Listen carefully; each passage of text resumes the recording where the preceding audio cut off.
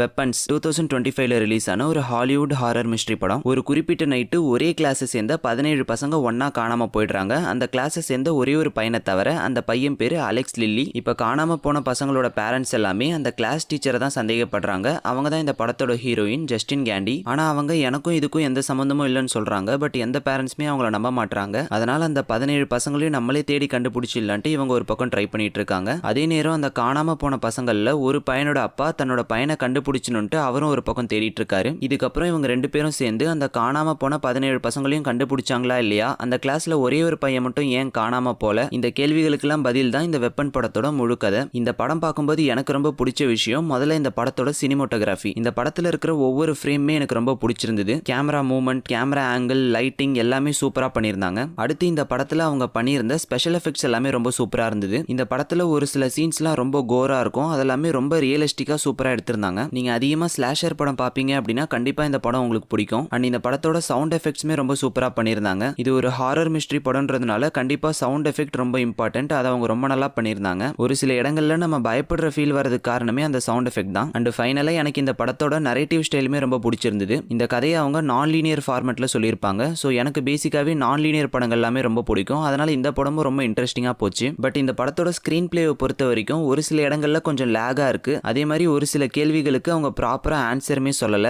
So அதை மட்டும் சரியா பண்ணியிருந்தா இந்த படம் இன்னுமே ஒரு சூப்பரான படமா வந்திருக்கும். பட் ஓவராலா இந்த படம் கண்டிப்பா ஒரு ஒன் டைம் வாட்ச்னு சொல்லலாம். உங்களுக்கு இந்த ஹாரர் மிஸ்ட்ரி ஸ்லாஷர் படங்கள்லாம் ரொம்ப பிடிக்கும் அப்படின்னா நீங்க கண்டிப்பா இந்த படத்தை ஒரு தடவை பார்க்கலாம்.